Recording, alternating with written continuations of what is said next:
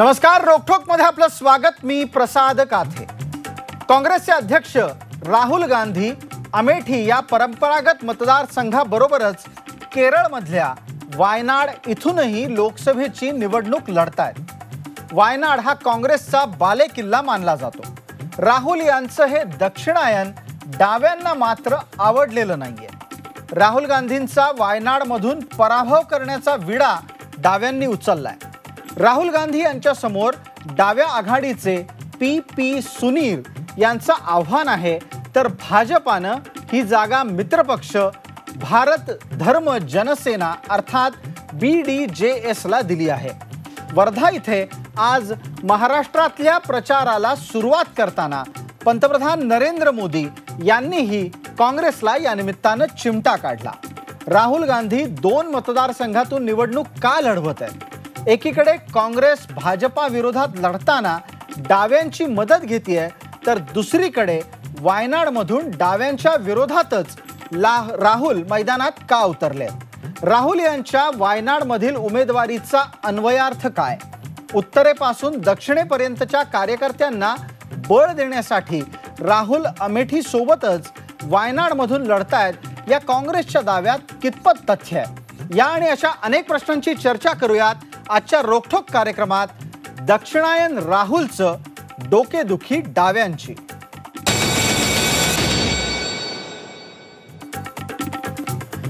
राहुल गांधींसाठी दक्षिणेतला सर्वाधिक सुरक्षित मतदारसंघ कोणता याची चाचपणी करण्यात आली, त्यावेळी नाव पुढे आलं ते वायनाड लोकसभा मतदारसंघाचं। अशी वायनाडची नेमकी गणित काय आहेत ती आपण चर्चेच्या सुरुवातीला पाहूया।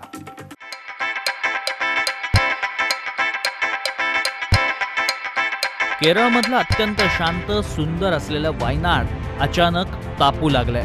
कारण आहे काँग्रेस अध्यक्ष राहुल गांधी या मतदारसंघातून निवडणूक लढवत आहेत।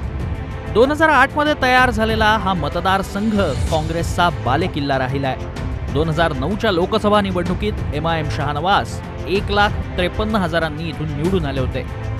2014 मध्येही शाहनवाजच निवडून आले, पण मताधिक्य 20,000 आलं होतं। नोव्हेंबर 2018 मध्ये शाहनवाज यांचं निधन झालं। राहुल गांधींसाठी सर्वाधिक सुरक्षित मतदारसंघ म्हणून वायनाडचं नाव सुचवण्यात आलं। वायनाड हा कर्नाटक तामिळनाडूला जोडणाऱ्या उत्तर केरळच्या सीमा भागात आहे। त्यामुळे या तीन राज्यातल्या मिळून 87 मतदारसंघांमध्ये राहुल गांधींच्या उमेदवारीचा प्रभाव पडेल अशी काँग्रेसला आशा आहे।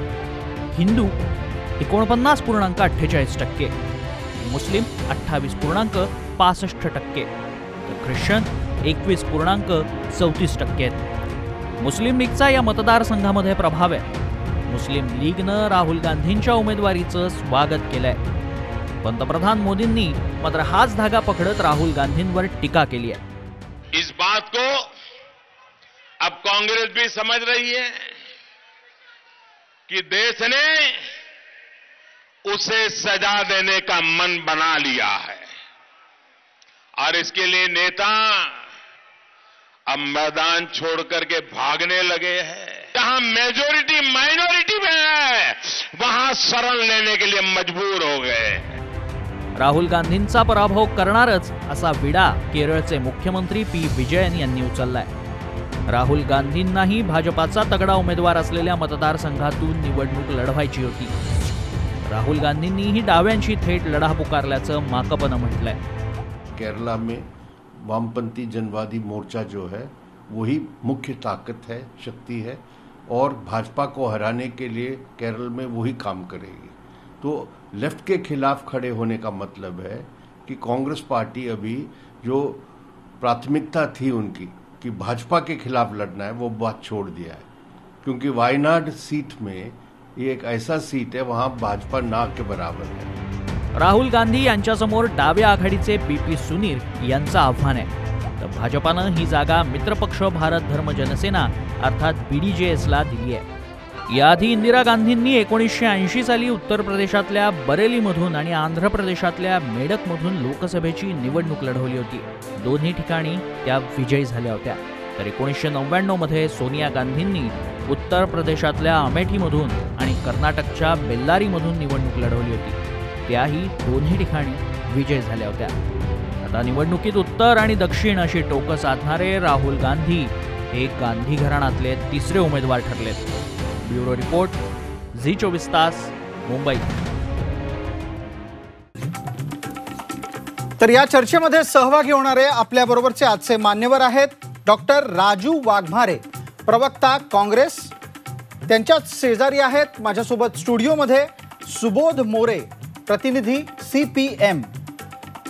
याच सोबत आपल्यासाठी चर्चेत सहभागी होत आहेत व्यंकटेश केसरी, ज्येष्ठ पत्रकार आहेत, फोनवरून ते आपल्यासोबत सहभागी होत आहेत, आणि माधव भांडारी, मुख्य प्रवक्ता, भारतीय जनता पार्टी. या सगळ्यांचं चर्चेमध्ये स्वागत. माझा पहिला प्रश्न हा CPMला अर्थातच तो असा, सुबोध मोरे, तुम्हाला अल्ताफ राजा आठवतो का? अल्ताफ राजा नावाचा एक गायक होता, त्याचं एक गाणं होतं की अच्छा सिला दिया तूने मेरे प्यार का, यार ने ही लूट लिया घर यार का. आज तशी परिस्थिती डाव्यांची झाली आहे का? आता हा प्रश्न खरं म्हणजे तुम्ही वाघमारेंना विचारला होता. आपण त्यांनाही हा प्रश्न विचारू, पण डाव्यांचं दुःख जरा जास्त दिसलं आज.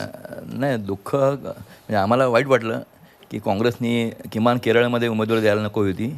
इतर कर्नाटकच्या शेजारचं राज्य आहे ज्या ठिकाणी त्यांची सत्ताही आहे, आणि इतर ठिकाणी मग खऱ्या अर्थाने जर भाजपशी संघर्ष करायचा आहे तर तो भाजपशी संघर्ष हा ज्या राज्यामध्ये भाजप प्रबळ आहे त्या ठिकाणी जर दिला असता तर ते अधिक संयुक्त ठरलं असतं. केरळमध्ये सरळ सरळ जी आघाडी आहे ती भाजपच्या बरोबर डावे पक्ष हे अतिशय समर्थपणे करत आहेत. परंतु आता त्यांनी हा जो निर्णय घेतलेला आहे याच्याविषयी आम्हाला काय योग्य निर्णय असं वाटत नाही आहे. याच्यामुळे आपण जो केंद्रामध्ये आपली अपेक्षा आहे, काँग्रेसची देखील अपेक्षा आहे आणि डाव्या पक्षांची अपेक्षा आहे की संयुक्त धर्मनिरपेक्ष सरकार यावं, त्या दृष्टीने जी आपण योजना किंवा आखणी करतो आहे त्या आखणीमध्ये अशा तऱ्हेची भूमिका आहे काँग्रेसची, ही त्याला बाधाकारक आहे असंच आमचं मत आहे. अगदी. राजू वाघमारे, पटकन यावरचं उत्तर द्या, कारण अल्ताफ राजाचं गाणं तुम्हालाही लागू पडतं असं सुबोध मोरेंना वाटतंय. नाही, कसं आहे की सर्वप्रथम आपल्याला एक गोष्ट लक्षात घेतली पाहिजे की आमची लढाई डाव्यांबरोबर नाही आहे. अहो, पण तुम्ही लढायला गेलात त्यांच्याबरोबर. कसं आहे की या भारताच्या लोकशाहीच्या राजकारणामध्ये अटल बिहारी वाजपेयींपासून LK अडवाणींपासून पंतप्रधान नरेंद्र मोदींपासून सोनियाजी गांधींपासून लालकृष्ण अडवाणींपासून मुलायम सिंग यादवपासून या सगळ्यांनी एकापेक्षा जास्त मतदारसंघामध्ये निवडणुका लढवलेल्या आहेत. आता एकापेक्षा जास्त मतदारसंघात निवडणुका लढवताना एक गोष्ट आपण लक्षात घेतो की त्या विभागातील त्या लोकांशी कनेक्ट करून त्यांना आपल्या मूळ प्रवाहामध्ये आणण्याचा एक तो संदेश असतो, आणि तो अलिखित संदेश लोकशाहीच्या माध्यमातून आपण वेगवेगळ्या निवडणुका लढवताना देत असतो.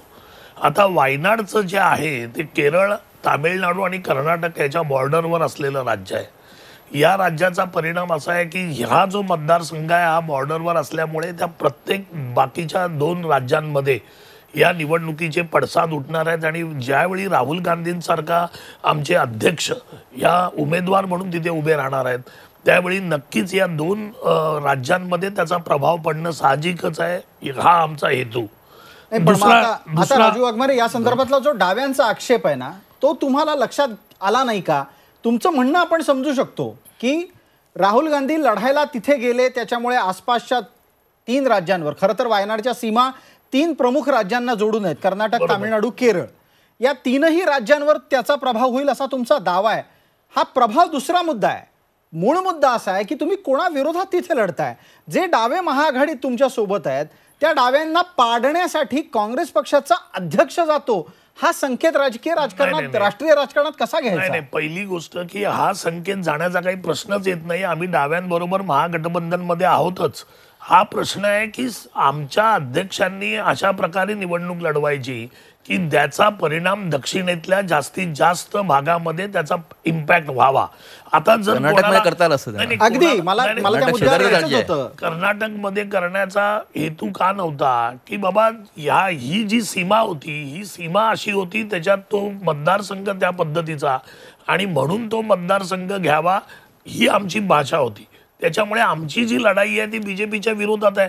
डाव्यांचा आणि आमचा काय लढण्याचा प्रश्न नाही, ते आमच्या बरोबर आहेत. त्याच्यामुळे आम्ही सिम्बॉलिक आम्ही तिकडे सिम्बॉलिक जे लढतोय ते आमचा संदेश दक्षिणेमध्ये देण्यासाठी. राजू वाघमारे, तुमचं सिंबॉलिक लढणं हे तुमच्याच आघाडीच्या अंतर्गत नाराजी निर्माण करतंय, हे का मान्य होत नाही? पहिली गोष्ट अशी की या एका सीटमुळे एवढी नाराजी होणं आणि पूर्ण देशामध्ये आपण एकत्र लढतोय, त्या एका सीटमुळे नाराजी होणं आणि ती सीटही आमचे अध्यक्ष स्वतः लढतायत, त्यावेळी आम्हाला नक्कीच आमचे मित्र डावे हे पूर्ण लढाईमध्ये आमच्या बरोबर आहेत महागठबंधनमध्ये. नाही असं दिसत नाही. आपण सुबोध मोरेंना विचारू. मोरे साहेब, तुम्हाला वाटतंय की हे इतकं कॅज्युअली घ्यावं डाव्यांनी? ज्या विचारासाठी डावे संघर्ष करतात आणि ज्या विचाराच्या विरोधात संघर्ष करतात, त्या सगळ्या महत्वाच्या लढाईमध्ये काँग्रेसनी डाव्यांच्या सोबत असण्याऐवजी वायनाडमध्ये भलतंच घडतंय आणि डाव्यांनी हे कॅज्युअली घ्यावं. केरळमध्ये डॉक्टर वाघमारे मला इथे नमूद करायचं आहे की खरं म्हणजे काँग्रेस स्वतःला धर्मनिरपेक्ष म्हणवते, काय संविधानाचा विश्वास असं म्हणते, परंतु न्यायालय निर्णयाचा जेव्हा निकाल लागतात, म्हणजे अगदी शबरीमाला उदाहरण घेता येईल. शबरीमालाच्या प्रश्नावर आपण बघितलं की भाजप आणि काँग्रेस हे तिथे एकत्रपणे ह्या गोष्टी करत होत्या. ही खरं म्हणजे काँग्रेसच्या दृष्टीने देखील शर्मेची बाब आहे. तर जर आमचं आव्हान आहे की त्यांना खरोखरच जर इथल्या संघप्रवृत्ताविरुद्ध भाजप विरोधात जर लढाई करायची असेल तर त्यांचं शेजारचं राज्य जे आहे त्या राज्यामध्ये त्यांची ताकदही आहे आणि त्या ठिकाणी त्यांना करता आलं. आणि हा जो बॉर्डरचा मुद्दा ते सांगतायत, हा जो युक्तिवाद आहे हा युक्तिवाद पटण्यासारखा नाही आहे. खरं राजकीय लढाई जी आहे, आज केरळमध्ये डावेच हे तिथल्या संबंध भाजप असतील, जातीयवादी प्रवृत्ती, धर्मनिरपेक्ष विरोधी प्रवृत्ती, त्यांच्यावर लढायचं काम हे दावेच करतायत. आणि तिथे आज राहुल गांधींना याची खरं आवश्यकताच नव्हती. बहुत अगदी स्पष्ट आणि महत्वाचा मुद्दा मांडलेला आहे मोरेंनी.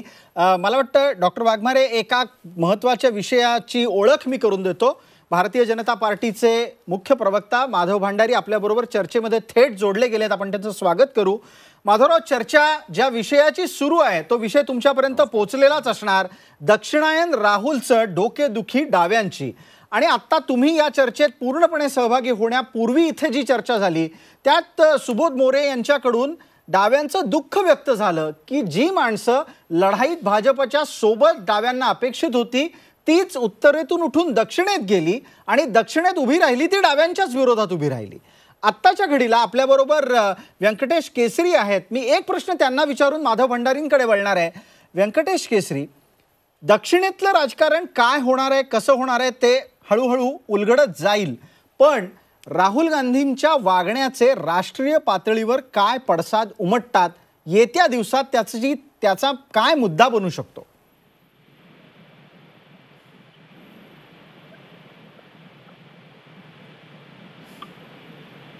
मला वाटतं व्यंकटेश केसरींपर्यंत आपला आवाज काही तांत्रिक कारणांमुळे पोहोचत नाहीये. आवाज नीट येत नव्हता. काय प्रश्न आहे तुमचा? अच्छा, हा व्यंकटेश केसरी, माझा आवाज आता आपल्यापर्यंत पोहोचतोय? हा बोला, काय म्हणता प्रश्न तुमचा? काय प्रश्न आहे? प्रश्न असा होता की सुरुवातीच्या चर्चेत आपण मुद्दे ऐकले असतील, त्या अनुषंगाने माझा प्रश्न आहे की राहुल गांधींचा वायनाडमध्ये लढण्याचा निर्णय हा राष्ट्रीय राजकारणात काय दर्शवतो? हे परिपक्व राजकारण आहे का? असं आहे की राजकारणामध्ये राजकारण हे युद्ध असतं. निवडणूक हे एक युद्ध आहे. त्या युद्धामध्ये सर्व काही क्षम्य असतं. त्यामध्ये रिझल्ट, परिणाम हे महत्वाचे असतात. यापूर्वी अनेक लोकांनी 2 ठिकाणाहून निवडणुका लढवलेल्या आहेत. म्हणजे जसं मगाशी सांगितलं, लालकृष्ण अडवाणी असतील, साक्षात नरेंद्र मोदी असतील, इंदिरा गांधी असतील, सोनिया गांधी असतील, त्यात काही तो महत्वाचा भाग नाही आहे. प्रश्न असा आहे की डावे पक्ष हे महागठबंधनमध्ये आहेत का, तर त्याच्यावरची मोठा क्वेश्चन मार्क आहे. कारण बंगालमधलं जे काँग्रेस युनिट आहे ते काय म्हणतात त्याला, ते ममता बॅनर्जी तुमचं टार्गेट आहे म्हणून डाव्यांबरोबर अलायन्स करू इच्छितं, तर त्याला डाव्यांचा विरोध आहे. त्याच्यानंतर केरळमध्ये डावी आणि काँग्रेस यांची साक्षात लढाई आहे. त्याच्या दोन्ही राज्याच्या बाहेर तशा डाव्यांची ताकद नगण्य आहे. तिसरी गोष्ट अशी की या डाव्याच्या पाठिंब्यावरती मनमोहन सिंग सरकार 2004 साली अस्तित्वात आलं होतं आणि याच डाव्यांनी न्यूक्लिअर डीलवरती सपोर्ट मागे घेतला होता. त्यामुळे राजकारणामध्ये भूमिका महत्वाच्या असतात. कोणी काय केलं हे नाहीये. राहुल गांधींना त्यांचा जो महत्वाचा प्रश्न आहे की राहुल गांधींना जर भाजपच्या विरोधात लढाई तीव्र करायची असेल तर त्यांनी केरळ का निवडलं? त्यांनी भाजप शासित राज्य निवडायला पाहिजे होतं, गुजरातमध्ये जायला पाहिजे होतं, महाराष्ट्रात जायला पाहिजे होतं. ते न जाता किंवा मग कर्नाटक आहे, मध्य प्रदेश, छत्तीसगड, राजस्थान आहे जिथे काँग्रेस आणि भाजपचं डायरेक्ट फाईट आहे, ते न करता केरळमध्ये गेले. कारण तिथं त्यांनी जातीय समीकरण पाहिलं, म्हणजे निवडून येण्याची क्षमता पाहिली. याच्यावरती घोळ झालेले. पण हे खरं की आता की भाजपच्या विरोधात ज्या आघाड्या आहेत त्या आघाड्यामध्येच ती आघाडी निर्माण व्हायच्या अगोदरच फूट पडलेली. 3-4 आघाड्या अशा झालेल्या आहेत. त्यामुळं आता याचा नेमका काय परिणाम होईल माहिती नाही, परंतु हे मात्र एक मेसेज गेलेला आहे की अमेठीमधून त्यांना अवघड जाईल, त्यामुळे ते केरळमध्ये गेलेले आहेत. अगदी यावर आपण राजू वाघमारेंना विचारू, म्हणजे विचारायच्या आधीच राजू वाघमारेंकडून हात वर झालाय, पण तरीही मला व्यंकटेश केसरींना आणखीन एक प्रश्न विचारायचा आहे.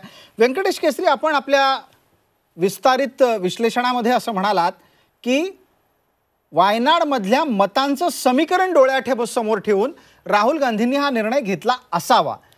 हेच समीकरण आता निवडणूक प्रचाराचा मुद्दा बनलंय आणि पंतप्रधान नरेंद्र मोदींनी आज याच मुद्द्यावर राहुल गांधींवर टीकास्त्र सोडलं. खरं तर काँग्रेस पक्षाच्या अध्यक्षाला निवडून येण्याची क्षमता तपासून पाहावी लागते, हा विषय चिंतेचा नाहीये का पक्षासाठी? पण असे की मग मोदी काय 2 जागेवरून त्यांनी इलेक्शन लढवली होती मागच्या वेळेस, काय त्यांना भीती वाटत होती का आपण वाराणसीमधून पडू म्हणून? किंवा अडवाणीने 1991 साली दिल्ली आणि गांधीनगरमधून लढवली होती, कशासाठी लढवली होती? त्यांना भीती वाटत होती का? यापूर्वी सर्व लढले. या निवडणुकीमध्ये आता मोदींनी टीका करणं स्वाभाविक आहे, कारण त्यांना त्यामध्ये विरोधी पक्षामध्ये ज्या काही कमतरता आहेत त्यांना एक्सप्लॉइट करायच्या.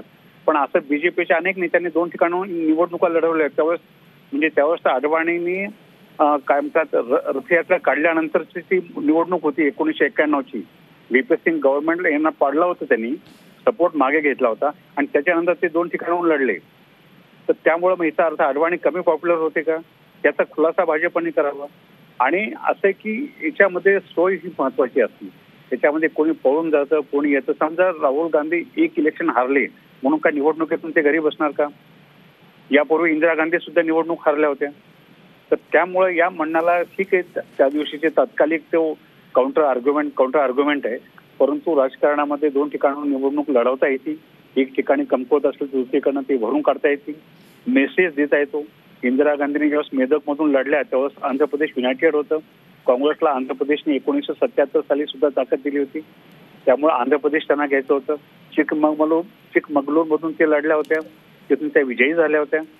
सोनिया गांधी बेल्लारीहून गेल्या, पण त्यांनी बेल्लारी सोडली आणि नंतर त्यांनी अमेठी सीट राखून तिथून त्यांनी आपलं काय म्हणतात मेंबरशिप ठेवली होती.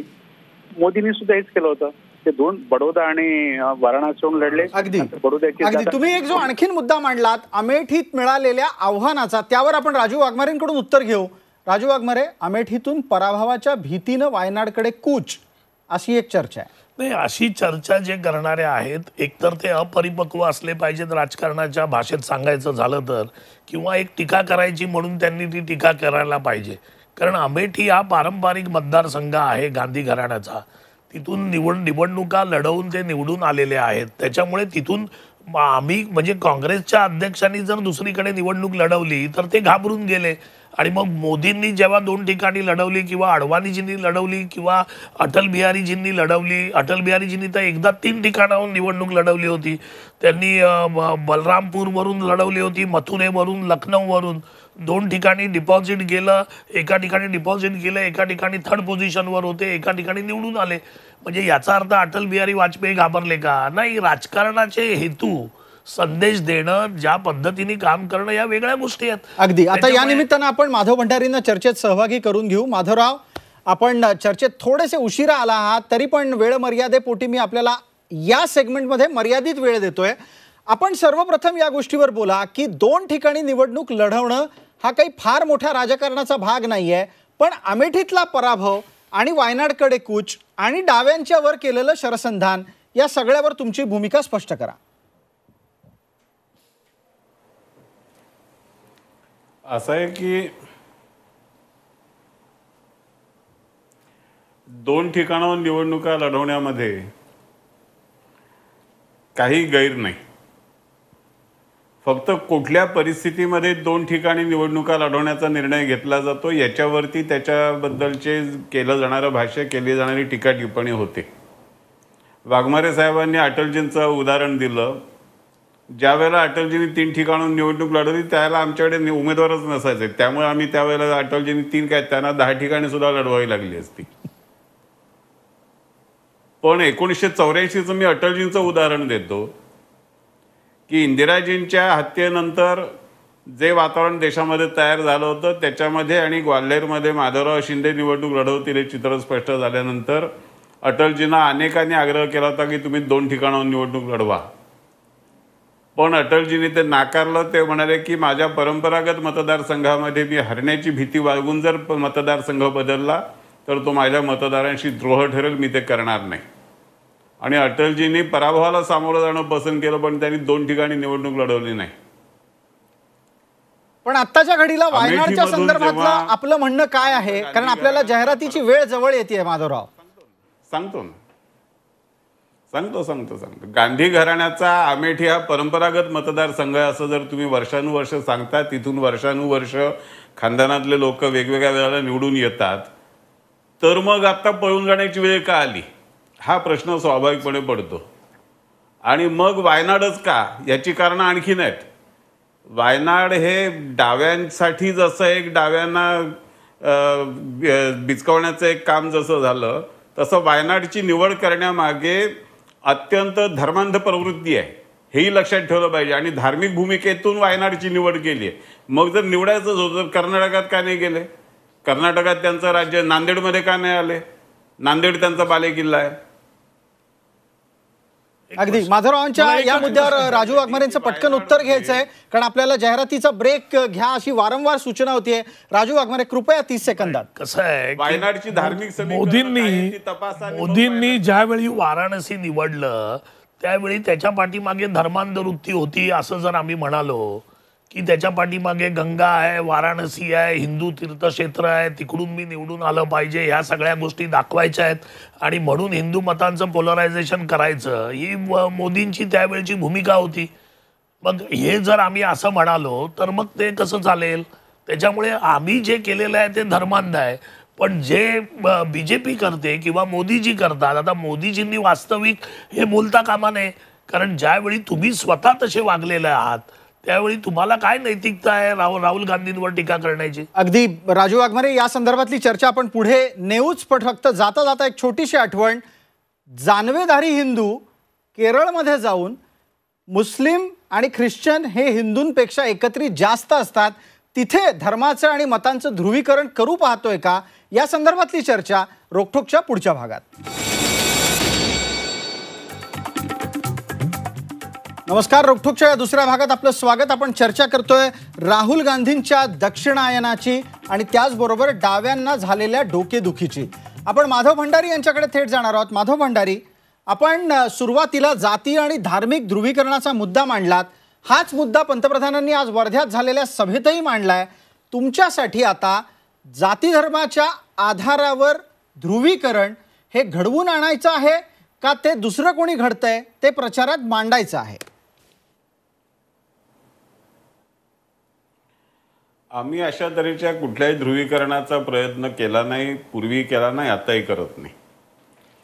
मोदी साहेबांनी जेव्हा वाराणसीतून निवडणूक लढवण्याची घोषणा केली त्यावेळेला काँग्रेसनेच हा आमच्या विरुद्ध अपप्रचार केला, आमच्यावर आरोप केला आणि हा विषय जातीय दिशेने नेण्याचा प्रयत्न केला. त्यांच्या दुर्दैवाने आणि आमच्या सुदैवाने जनतेने तो स्वीकारला नाही. पण आत्ता सुद्धा पुन्हा निवडणूक ही जातीय मुद्द्यांवर घेऊन जाण्याचा काँग्रेसचा प्रयत्न आहे. पण तुम्ही मगाशी बोलताना जाती आणि धार्मिक काही कारण आहेत असं म्हणत होतात वायनाडमधली, ती सांगा म्हणजे आपल्याला चर्चा आणखीन पुढे पटकन नेऊ शकू. असं आहे, काँग्रेसचे अध्यक्ष स्वतःला जनेऊधारी ब्राह्मण म्हणून होर्डिंग लावतात. म्हणजे हा प्रकार भारताच्या राजकारणात पहिल्यांदा घडलाय, 70 वर्षात पहिल्यांदा घडला की पक्षाचा, कुठल्याही पक्षाच्या, राष्ट्रीय पक्षाचा राष्ट्रीय अध्यक्ष आपल्या जातीची जाहिरात होर्डिंग करून करतो. हे यापूर्वी कधी झालं नव्हतं. आणि हे काँग्रेसचा अध्यक्ष करतात. आणि हे काँग्रेसचे अध्यक्ष मतदारसंघ कुठला निवडतात तर ज्याची धार्मिक जातीय समीकरणं ही पूर्णपणे वेगळी आहेत, ज्या ठिकाणी धार्मिक समीकरणं वेगळ्या पद्धतीची आहेत आणि त्या ठिकाणी ते शोधून जातात. त्यामुळे या सगळ्याचा अर्थ असा आहे सरळ सरळ की राहुल गांधी भारतीय जनता पार्टीबरोबर सामना करू इच्छित नाहीत. त्यांना दुसऱ्या कोणाशीही सामना करायची त्यांची तयारी आहे, पण भारतीय जनता पार्टीबरोबर सामना करण्याची तयारी नाही, म्हणून त्यांनी वायनाड निवडलाय. अगदी आपण राजू वाघमारेंकडून याचं उत्तर घेऊच, पण राजू वाघमारे, मला त्याआधी एक प्रश्न आहे की ज्या पद्धतीनं डाव्यांच्या भूमिकेविषयी मगाशी व्यंकटेश केसरींनी पण प्रश्न उपस्थित केले की डावे मनापासून कधी काँग्रेससोबत आलेच नाहीत. तुम्हाला वैयक्तिकरित्या ही भूमिका कितपत पटते?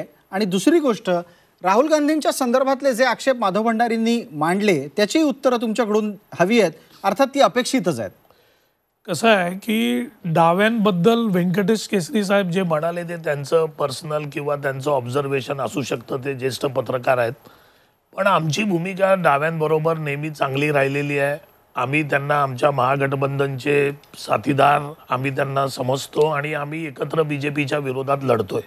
त्याच्यामुळे त्यांच्याबद्दल दुसरं काही समजण्याचा काही काँग्रेस पक्षाला प्रश्न येत नाही. मग आत्ताच्या घडीला डाव्यांना इतकं दुःख का देताय तुम्ही? नाही, हा दुःख देण्याचा प्रश्नच येत नाही आहे. जे दुःख नाही आहे ते बनवण्याचा प्रयत्न होतोय, हा पहिला मुद्दा मी मगाशीच सांगितलं. म्हणजे यावर सुबोध मोरेंनी बोलायला पाहिजे. हा, पण आता मला पुढचं उत्तर तर देऊ द्या. ज्याच्याबद्दल भंडारी साहेब म्हणाले तो त्याचं उत्तर मला देणं अपेक्षित आहे. कसं आहे की राहुल गांधींबद्दल आणि राहुल गांधींच्या धर्माबद्दल, त्यांच्या घराण्याबद्दल, त्यांच्या फॅमिलीबद्दल ज्या प्रकारचा अपप्रचार बीजेपीने सुरू केला आणि अजूनही ते करतायत, त्या अपप्रचाराकडे ज्यावेळी बघितलं जातं त्यावेळी काँग्रेसमधून जर कोणी सांगितलं की आम्ही हिंदू आहोत, तर बीजेपीला एवढं त्याचं दुःख होतं की जणू काही हिंदू मतांची किंवा हिंदू धर्माची ठेकेदारी जी आहे ती फक्त बीजेपीकडे आहे. कारण प्रश्न असा पडतो की तुम्ही एक गोष्ट लक्षात घेतली पाहिजे की या भारतामध्ये काँग्रेस पक्ष एक सगळ्यात मोठा पक्ष आहे. आज इतकी वर्ष आम्ही या भारतामध्ये आहोत, त्याच्यामुळे काँग्रेसमध्ये पण बहुसंख्य हिंदूच आहेत. अगदी. आणि या हिंदुत्वाच्या मुद्द्यावरच आज दोन्ही बाजूंनी जे दावे होत आहेत त्या संदर्भात एक माहिती आपण माधव भंडारींकडून घेऊ. मग मला प्रश्न काही सुबोध मोरेंना विचारायचे आहेत. माधवराव, बोला. आम्ही हिंदुत्वाच्या ठेकेदारीचा मुद्दा कधीच घेतलेला नाही. हिंदुत्वाचे आम्हीच फक्त हिंदुत्वाचे ठेकेदार आहोत ही भूमिका तर आम्ही कधीच घेतलेली नाही. पण काँग्रेसचा कुठला नेता, काँग्रेसचा कुठला अध्यक्ष आत्ता आमची नक्कल करत भारतातल्या सर्व भागातली मंदिरं शोधत फिरतायत, गंगेमध्ये गंगा यात्रा करतायत, नर्मदा यात्रा करतायत, कैलास यात्रा करतायत. हे तुम्हाला 70 वर्षानंतर आठवलं का? आठवलं? आम्ही नव्हतं केलं कधी. तुम्हाला का करावं लागलं? आणि आपण हिंदू आहोत हे तुम्हाला ओरडून सांगायची गरज का वाटते? आम्हाला नाही वाटत, पण तुम्हाला सांगावं असं वाटतं कारण या देशातल्या हिंदू समाजाचा आजतागायत तुम्ही विश्वासघात केलात. तुम्ही आतापर्यंत हिंदू समाजाला बनवत आलात, हिंदू समाजाला उल्लू बनवत आलात. नाही, परत तोच प्रयत्न मला वाटतं माधवराव विषय वायनाडवरून पूर्णपणे आता हिंदुत्व आणि गैर हिंदुत्व याच्यावर जातोय. राजू वाघमारे यांना जरी उत्तर द्यायचं असलं तरी वाघमारे 30 सेकंदाचाच मी वेळ देऊ शकेल. आपण वायनाडवर चर्चा करायला हवी कारण डाव्यांचा चेहरा हा फारच दुःखी कष्टी झालाय. आणि सुबोध मोरे या प्रकरणात आपण प्रकाश करात मगाशी काय बोलले तेही बघितलं. राजू वाघमारे, थोडंसं थांबू, आपण वायनाडवर चर्चा आणू. मला फक्त याचं उत्तर देऊ द्या. बरं, ठीक आहे, प्लीज. कसं आहे की आम्ही जर गेलो मंदिरात तर आम्ही मंदिरात गेलो तर आम्ही हिंदू धर्माच्या आणि हिंदुत्व आम्ही बाहेर काढतोय. पण बीजेपी जर हिंदुत्वाच्या मंदिरात गेली तर त्याचं काही नाही. आमच्याबद्दल टीका करणं आणि आम्ही हिंदूंचा अपमान करतोय म्हणजे आजचं भाषण मोदी साहेबांचं जर आपण बघाल तर 3 मिनिटं विकासावर बोलले असतील, त्याच्यापेक्षा जास्त त्यांनी हिंदू, मुस्लिम आणि दलित याच्यावरच बोलले. त्याच्यामुळे राजकारण हिंदुत्वाकडे नेण्याचा जो आपण या हिंदू मुस्लिमच्या विषयापासून थोडं वायनाडवर येऊ आणि महागठबंधन मधल्या नाराजीच्या संदर्भातली चर्चा पुन्हा एकदा करणार आहोत वेगळ्या मुद्द्यांच्या आधारे. सुबोध मोरे, एक वक्तव्य काँग्रेसचं आपण ऐकलं. ते म्हणाले की जो मुद्दाच नाहीये डाव्यांनी तो मुद्दा केलाय, नॉन इश्यूला इश्यू केलाय. डाव्यांनी नॉन इश्यूला इश्यू केलेला नाही आहे. प्रश्न असा आहे की आज काँग्रेसला माहिती आहे की गेले काही वर्ष डाव्यांची जो काही संघर्ष सुरू आहे हा तिथल्या भाजप आणि RSS प्रवृत्ती ज्या आहे त्यांच्याशी संघर्ष सुरू आहे आणि तिथे समर्थपणे संघर्ष आम्ही करतोय. असं असताना काँग्रेसने इथे त्यांच्या अध्यक्षांना उभं करणं यातून ही सुरुवात झालेली आहे. कारण डाव्यांनी याच्यामध्ये काही सुरू घेतलेलं नाही. पण मग या राजकारणाला तुमच्या लेखी तरी परिपक्व राजकारण म्हणता येईल का? नाही, आमच्या लेखी आमची भूमिका जी आहे ती स्पष्ट भूमिका आहे. आम्ही कधीच अशी संधिसाधू भूमिका घेतलेली नाही कधी. आता मगाशी माधव भंडारी जे म्हणाले की जाती धर्माचं ध्रुवीकरणाचं राजकारण, तर मला असं वाटतं की त्यांनाही बोलण्याचा अधिकार नाही आहे. आणि इथले भांडवली पक्ष हे नेहमी जाती धर्माचा वापर आपापल्या परीने सोयीने करत असतात. मग तो काँग्रेसवाल्यांनी इथे केरळमध्ये भाजपच्या सोबत सबरीमालाबद्दल घेतलेली भूमिका असो किंवा इतर ठिकाणी काही भूमिका घेतात, तर हे प्रत्येक वेळेस त्यांचं असं सुरू असतं. आणि डावे मात्र आपल्या तत्वाशी सतत नीट राहिलेले आहेत. त्यांनी कधीही असं संधिसाधू भूमिका घेतलेली पण नाही. मग इतकं तत्वनिष्ठ राजकारण करून सुद्धा आज पदरात काँग्रेसकडून काय पाडलं गेलं? नाही, आम्ही याच्या संदर्भात आता असं आहे की डाव्यांनी बंगालमध्ये पण यांनी या गोष्टी झालेल्या आहेत. बंगालमध्ये देखील डाव्यांनी प्रयत्न केला की काँग्रेसनी काही सीट संदर्भामध्ये ज्या गोष्टी करायला हव्या होत्या ते करण्यात त्यांनी हे दाखवलं नाही, उत्साह दाखवला नाही. शेवटी तिथे आघाडी होऊ शकलेली नाही. तर काँग्रेसची ही नेहमीच आता महाराष्ट्रात देखील बघितलं तर महाराष्ट्रामध्ये एकच CPM सीट लढवते आहे. जीवा पांडू गावित हे दिंडोरी मतदारसंघात उभे आहेत. तर त्या ठिकाणी देखील आज काँग्रेस राष्ट्रवादी आघाडीचा जो उमेदवार आहे हा तिथे लढतोय. बरोबर. म्हणजे महाराष्ट्रात सुद्धा समविचारी सर्व पक्षांना एकत्रित घेण्याची भूमिका काँग्रेसकडून दिसलेली नाही. पुनर्विचार करण्याची खूप गरज आहे. काँग्रेसला खरोखर धर्मनिरपेक्ष राजकारण करायचं असेल तर जे डावे पक्ष या संदर्भात भूमिका घेऊन उभे आहेत त्यांच्या पाठीशी उभे राहायला पाहिजे. अगदी यावर प्रतिक्रिया पटापट आपल्याला घ्यायच्यात. वेळेच्या मर्यादेपोटी आपल्याला कमी वेळ आता उपलब्ध राहणार आहे. राजू वाघमारे 30 सेकंद, त्यानंतर माधव भंडारी बोलतील डाव्यांच्या राजकारणाच्या संदर्भात. सर्वप्रथम राजू वाघमारे. कसं आहे, डाव्यांच्या राजकारणाच्या संदर्भात बोलायचं तर केरळमध्ये आम्ही त्यांच्या विरोधात विधानसभेमध्ये लढतोच. बंगालमध्ये ती परिस्थिती आहे. प्रश्न असा येतो की एक राजकारणाचे तुमचे हेतू आणि शेवटी निवडणुकीचं राजकारण ह्या दोन वेगवेगळ्या गोष्टी आहेत. निवडणुकीच्या राजकारणात निवडून येण्याची क्षमता आणि तिकडची ताकद याच्यावर उमेदवार दिले जातात, याच्यावर तुमचं राजकारण केलं जातं. यावर मग वायनाडमध्ये तुमचा विद्यमान खासदार पुन्हा निवडून येऊ शकला असता. राहुल गांधींना अगदी उत्तरेतून दक्षिणेत पाठवणं आणि ते सुद्धा पुन्हा एकदा तुमच्या सहकारी असलेल्या डाव्यांच्या सोबत पाठवणं. नाही, मला परत एकदा सांगावंसं वाटतं की आम्ही जे तिथून सीट लढवत आहोत ते दक्षिणेबरोबरचं आमचं नातं घट्ट करण्यासाठी तो आम्ही मतदारसंघ निवडलेला आहे. फार बरं झालं आपण हा मुद्दा काढला. एक छोटा तपशील या निमित्तानं देतो. डॉक्टर राजू वाघमारे, दक्षिणेतलं तुमचं नातं किती घट्ट आहे? जेव्हा जेव्हा दक्षिणेतून गांधी घराण्यातलं कुणी ना कुणीतरी लढलं ते जिंकून आले. चिकमंगळूर वगळता नंतर त्यांनी तिथल्या जागांचे राजीनामे दिलेले आहेत. मग त्या मॅडम सोनिया गांधींचा विषय असू दे किंवा अजून कोणाचा विषय असू दे, हा दक्षिणेतला तुमचा नातेसंबंध आहे. नाही, राजीनामा एका जागेचा तुम्हाला द्यावा लागतो. हा निवडणुकीमध्ये ज्यावेळी माणूस दोन ठिकाणी उभा राहतो त्यावेळी तो संदेश जो त्या निवडणुकीच्या दरम्यान द्यायचा असतो तो त्याचा परिणाम असतो. मग उत्तरेतला राजीनामा देऊन दक्षिणेतला नातेसंबंध दृढ का करता येत नाहीत? नाही, ते करता येईल ना. आता ह्यावेळी जर झालं तर कदाचित तसं होऊ शकेल, कोणी सांगावं. म्हणजे अमेठीतलं काय म्हणायचंय नक्की तुम्हाला? नाही, उद्या आम्ही दोन्ही बघा, राहुल गांधी, आज मी हे चॅनलवर तुम्हाला अगदी स्पष्टपणे सांगतो आणि बेट लावू शकतो याच्या विरोधात की राहुल गांधी दोन्ही जागांवरून अगदी चांगल्या मताधिक्याने निवडून येणार आहेत. कितीची पैज लावणार आहात? किती तुम्ही लावाल ती. ठीक आहे, आपण एका चहाची पैज लावूया. माधव भंडारी, वेळेच्या मर्यादेपोटी कमीत कमी शब्दात नेमकं, मोजकं आणि थेट अपेक्षित आहे तुमच्याकडून उत्तर. असं आहे, राहुल गांधी जेव्हा वायनाडची जागा लढवण्याची तयारी करतात, लढवायला जातात, तेव्हा त्यांची डाव्याबद्दलची भूमिका स्पष्ट आहे. डावे पक्ष हे त्यांना आश्रितासारखे पाहिजेत. डाव्या पक्षांना बरोबरीच्या नात्याने, सहकारी या नात्याने वागवण्याची त्यांची तयारी नाही. त्यांना हे वाटतं की डाव्यांना आपण एरवी वेगवेगळ्या सत्तेच्या माध्यमातून त्यांच्यावरती वेगवेगळ्या प्रकारचे उपकार करत असतो. त्या उपकाराची परतफेड त्यांनी निवडणुकीच्या राजकारणात आपल्या पालख्या उचलून करावीत, ही काँग्रेसची, राहुल गांधींची मानसिकता आहे. आणि त्याचं प्रदर्शन त्यांनी म्हणून डाव्यांना फारच झोडपायला लागलेला आज. आणि हे आवडणार नाहीये सुबोध मोरेंना. तुम्ही एवढं डाव्यांना झोडपलेलं सुबोध मोरेंना आवडणार नाही. सुबोध मोरे, उत्तर द्या पटकन. नाही, डाव्यांवर उपकार केल्याची बरेच जी भाषा आहे त्याला काही अर्थ नाहीये. डाव्यानं कोणी उपकार केले नाही. डाव्याने जे काही मिळवलेलं आहे ते आपल्या संघर्षातनं मिळवलेलं आहे आणि डाव्यांनी आपली पाळामुळे ही लोकांशी संबंध ठेवून मिळवलेली आहेत. त्याच्यामुळे कोणी उपकाराची काँग्रेस नाही किंवा भाजपही नाही. नाही, पण सुबोध मोरे एक थोडासा वेगळा या अनुषंगाने असलेला प्रश्न आहे. काँग्रेसने तुमच्यावरती अनंत उपकार केलेत, मी त्याचे शेकडो हजारो उदाहरणं देईन. आम्ही कोणावरही उपकार केलेले नाहीत. राजकारणामध्ये तो आदर असतो, डाव्यांनी कधीही तो आदर केला व्यक्त नाही, करायचा असतो. कुठल्या गोष्टी मिळवण्यासाठी केल्या नाही. डाव्यांनी गोष्टी करताना तत्वाचाच विचार केला प्रत्येक वेळेस, आणि तो इतिहास उघड आहे.